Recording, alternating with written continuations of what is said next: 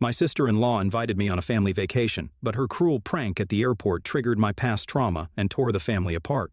I, 27 female, have been with my husband Aaron, 27 male, for 3 years. We've known each other for 6. He has an older sister, Sophie.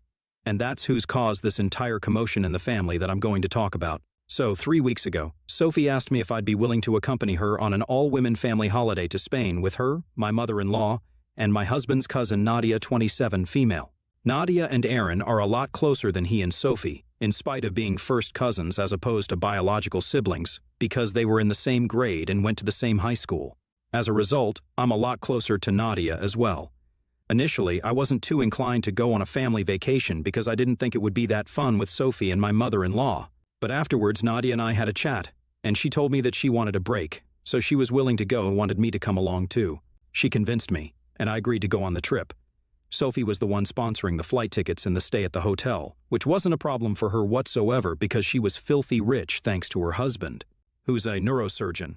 She runs an event management company, but everyone knows that the company pretty much runs itself. She just doesn't want to come off as a socialite who doesn't work. She has a degree in literature, but she's never used it and believes that college had been a total waste of time for her, except for the part where she met her current husband through a friend of hers at a party. Aaron has told me that Sophie has been spoiled rotten by her parents ever since childhood, and whatever she wanted, she got.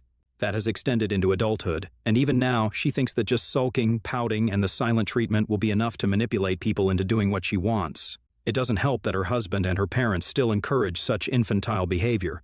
But Aaron, Nadia, and I know when to ask her to cut the crap, so she doesn't try to behave the same way with us. If I'm being honest, I've never particularly liked Sophie, but since she's never been outright mean to me, I've put up with her for the sake of the family. Anyway, I agreed to go on that trip with her, and 3 days back, we were finally about to leave. The airport is kind of far away from my house, so I had to leave early, and I ended up reaching there about half an hour early as well. I was pretty bored while waiting for the rest of the party to arrive, so I decided to scroll through my phone instead. That morning itself, unfortunately, my phone's vibration motor stopped working, and so it wasn't buzzing whenever I received a notification like it usually does. I didn't have the time to repair it that day, so I decided I'd do it once I returned from the holiday. It was purely by luck that I had been on my phone when I received the message. I received an image from Sophie where she'd sent me the screenshot of text she'd received from a number I didn't recognize. The conversation had an image followed by a text, and once I downloaded it, I opened the image to check out the contents because it felt bizarre that Sophie was sending me the screenshot of someone else's conversation. As soon as I did, my blood froze. The picture had been clicked right outside of my house by someone who had a pair of scissors in their left hand. Within seconds, I received another message from the same number. "Tell your darling brother's wife that I'm back." Sophie followed that screenshot up by saying that she'd received this text from an unknown number a couple of minutes ago, and that she was terrified because she thought Aaron was in danger. Now, that was all I needed to go into panic mode because I actually have a history of being stalked, and it was literally the single most terrifying phase of my life. Back when I was in college, I had a stalker who would randomly click pictures of me from the back and send them to me throughout the day. He wouldn't text me on my number but would use dummy social media accounts to talk to me. He'd ask me to meet him at certain spots, but he'd never show up. I wouldn't go unarmed, and I was trained in jiu-jitsu, but even then I felt very afraid of what would happen. This went on for 2 whole months, and I didn't tell anyone because I was scared of what he might do if I did. Initially, I tried to get the guy to stop, but he texted me and told me that if I breathed even a word of this to anyone, then I'd be in big trouble. He had even sent me a similar picture from right outside my parents' house to threaten me, scissors and all. I was terrified, so I didn't tell anyone, and just kept silently praying for my safety whenever I'd have to attend classes. After the first few weeks, I stopped leaving my dorm room for anything but classes and food. Eventually, it got to a point where I refused to leave my room at all because I kept receiving pictures of myself so frequently. It was then that my roommate finally realized that something was wrong and forced me to tell her. After that, we went to the police to report this. Within a few days, an arrest had been made, and, very ironically, it happened to be a guy from the computer engineering department. He was a senior and had a history of making girls on campus feel creeped out or harassed. Unfortunately, he'd taken a liking to me, and so he started stalking me. Because he specialized in cyber safety, he was able to find out a lot about me from my social media accounts, which happened to be public at the time. He'd also simultaneously been stalking another girl who hadn't reported this for the same reasons as me. Once he was caught, he was kicked out of college, and that was the end of him terrorizing me and other women. From what I heard, his parents took him back after a couple of days, and he ended up back in his home country. It's been several years since that, and I'd almost forgotten about him. But as soon as I saw that image, all the terror came rushing back, and I instantly called. I told Sophie to get to my house as soon as possible, but luckily forgot to mention that I'd already called the cops, because I was more concerned about trying to warn Aaron instead. I got a cab within minutes and started trying to call my husband desperately because I knew that he was still asleep. It was 8 in the morning at the time, and my husband has a tendency to sleep late on the weekends, so I knew it wouldn't be easy for me to get through to him. But luckily, he did answer me when I called him for the first time. I could tell that he'd just woken up because he sounded drowsy, but I didn't have time to spare, so I told him to arm himself with something heavy, lock himself in the bedroom, and block the door somehow. He was confused, but as soon as I mentioned the picture, he told me he understood and did as I told him. I stayed on the call with him throughout the 45-minute cab ride home, even as the cops arrived and inspected the house. I did not check my phone in the meantime, and since the vibration feature was gone, I wasn't getting any physical reminders from the notifications to remind me either. By the time I reached home, their inspection was almost over, and they hadn't found anyone suspicious in the vicinity. I was having a full-blown panic attack by the time I reached home, and it took me several minutes and half a bottle of water to finally calm down. The cops told me that they'd run the phone number through the system, and the only name that had come up was Fu Wilson. That wasn't my stalker's name, but a fake name for his phone number would be totally feasible. By then, I'd forgotten about Sophie and my phone and hadn't checked it in a while because I was just so relieved to see that Aaron was safe. The cops who'd come to my house informed me that they'd sent 2 cops separately to track this person after the cybercrime department had traced the sender, and they were currently bringing them to the police station. Aaron and I headed over to the nearest police station. Within a few minutes of our arrival, Sophie was dragged in by 2 cops while she sobbed violently. I think most people have been able to guess what happened by now, and yeah, it's exactly what you guys think. For whatever reason, Sophie had thought that it would be a good idea to pull a prank on me this morning, just to mess with me a little before our trip. She'd met a friend of mine from college for work a couple of days back, and of course, I'd come up while they were discussing families. Once they discovered the connection, my old college mate told her all about my stalker in college, which was something I'd become very popular for. I'm not bragging, but after the stalker incident, my popularity among the students and teachers alike had pretty much skyrocketed, because everyone likes a good scandal. I never thought it was fun to be pointed at and whispered about, but people had remembered, and I guess we're still talking about it. After finding out about my past stalker, Sophie had decided that she was going to prank me on the morning of our flight, and it'd be fun. So she'd used a phone number that she'd taken up a couple of days ago under a fake name, just for this purpose. To text herself an image that she'd clicked a few days ago right in front of our house with the scissors and an outstretched arm. Of course, now that I paid attention to the hand that I saw in the photo, I could tell it wasn't a man's hand at all. But she'd made the effort to remove her nail paint, so when I received that picture the first time, it was hard for me to tell while being so panic-stricken at the very idea. The fear had messed with my mind, and I'd missed a lot of important things that hinted at this being a prank. But at the end of the day, it didn't matter. It had been a traumatic thing for me back in college, and the thought of going through that again really scared me, especially when Aaron and his safety were at risk. It wasn't fun at all and ended with an embarrassing visit to the police station, where she was let off with a warning. Aaron and I ended up wasting our time and energy worrying about the return of my stalker when we had nothing to worry about. I was beyond angry when I left the station and just let her have it. I must have screamed at her for more than 15 minutes, and by the time I was done, she was bawling again. But I didn't care. She tried to make a mockery out of something that was a really traumatic and scary experience for me, and because of her own stupidity, she'd landed us all in an embarrassing situation, so she could cry her tears all she wanted. But I wasn't going to feel even an iota of sympathy for her. Aaron and I drove back home that day, and on the ride back, I told Nadia all about what had happened. Even she ended up canceling the trip because, let's be real, nobody wants to hang out with someone like Sophie after they go above and beyond in their stupidity. That entire day, I did nothing but try to calm my nerves because it had been a crazy morning, and I still hadn't gotten over the stalker scare. The threat had felt very real at the time, and even after finding out it wasn't real, it was very difficult for me to shake off the fear because it had been the darkest time for me when it happened back in college. I'll admit I was still pretty spooked by it. That day, I didn't talk to anyone apart from Aaron and a little to Nadia. I didn't get any notifications either because I turned my phone off for the day. I'd had enough. It was only 2 days ago that I found out that my mother-in-law and Sophie had pretty much filled my entire inbox with their messages regarding how I had been the one to overreact at a silly little prank, and that it had been cruel of me to tell Nadia to back out of the vacation as well. I hadn't even told Nadia not to go on the trip. I just told her about what Sophie had done. The decision not to go on the trip was hers alone, and I had no part in it. Apparently, Nadia and Aaron had turned everyone against Sophie. And now nobody in the family wanted to speak to her after what she'd done, including my own father-in-law, her dad. My mother-in-law and Sophie think that I'm the one behind this, but I hadn't even told anyone about what had happened. I couldn't have, because I didn't even use my phone that day. It was all Nadia and Aaron who'd informed the other cousins, and generally just the younger folks of the family, who are now cutting Sophie off. They think that I'm the one who now owes Sophie an apology because what she did was just a harmless prank. But what's happening to her is real and hurtful. She's being cut off by her own family, and that's why now she's the victim here. I spoke to Aaron about this after I read their texts, and he told me that there's no reason for me to feel sorry for her at all. Neither he nor Nadia feel sorry for telling everyone else about this. What she did to me was undoubtedly cruel and not just a harmless prank.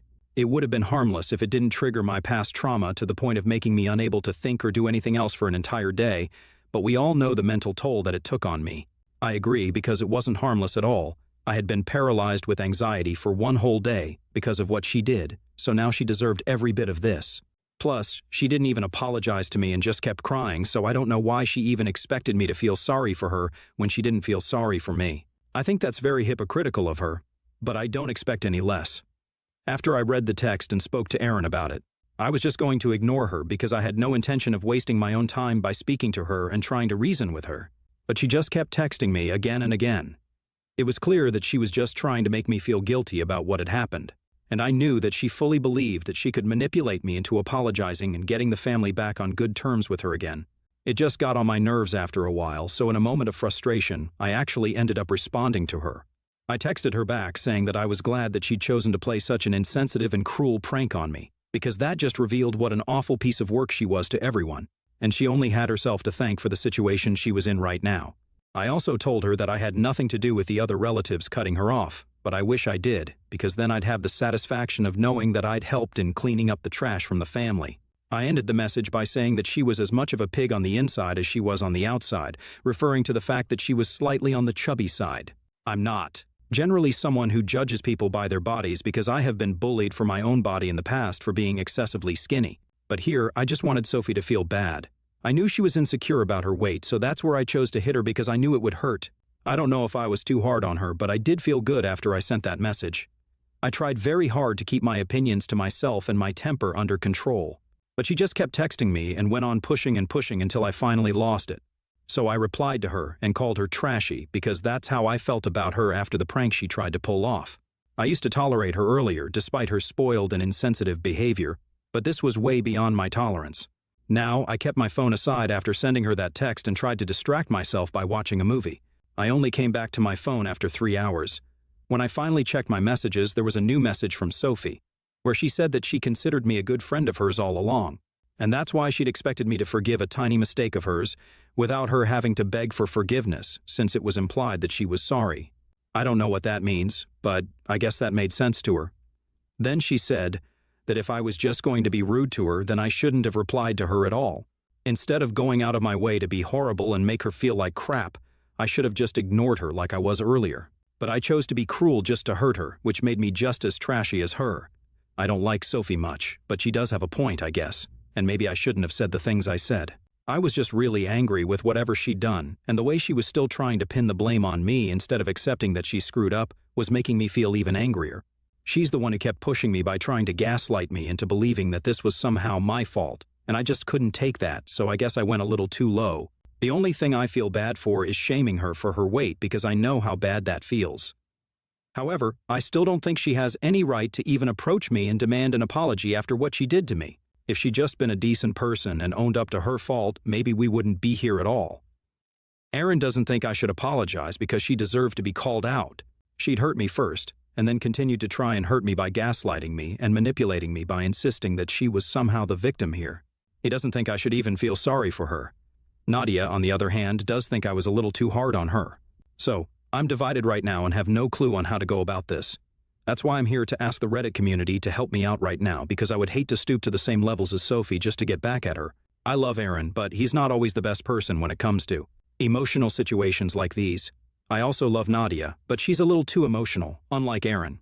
What I need right now is completely unbiased judgment, keeping in mind the circumstances. So, AITA for calling my heavy sister-in-law a pig to insult her insecurities after she tried to pull a prank on me that made light of my past trauma.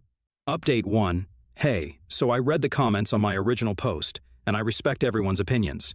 But I couldn't help myself and did apologize to Sophie for the pig comment that I made. I'm not sorry about anything else that I said, but I just couldn't live with myself knowing that I'd attacked someone for the way they look, knowing how bad it had made me feel when I'd gone through the same thing in the past. As someone who knows how it feels to be bullied for things that are not in my control, I think I did what I had to do to get this thing off my conscience. I just sent the apology text 5 minutes ago and she hasn't opened it yet, but I hope she does and accepts it. Although I'll be fine even if she doesn't, because I'll know that I tried my best. After that, it's up to her if she wants to accept the apology or not. I'm not speaking to my mother-in-law, though. She had no part to play in any of this, so I don't know why she felt the need to rush to her daughter's defense, especially when she knew what Sophie had done was wrong. Literally, all of her texts were like, yeah, Sophie screwed up, but, or, I understand why you're mad, so. If she knows why I'm annoyed at Sophie, then why exactly does she expect me to apologize to Sophie? It doesn't even make sense. Honestly, I just think she wants me to feel bad for Sophie. But I'm 100% sure that had our places been swapped, and I had done something like this to Sophie, then she wouldn't have had the same attitude. That's for sure. Aaron isn't too happy that I chose to apologize, but he thinks that I'm a good human being and that's why I'm going so easy on his brat of a sister. Nadia is happy about my decision, and even said that she's really proud of me. So I guess I'm okay with what I did.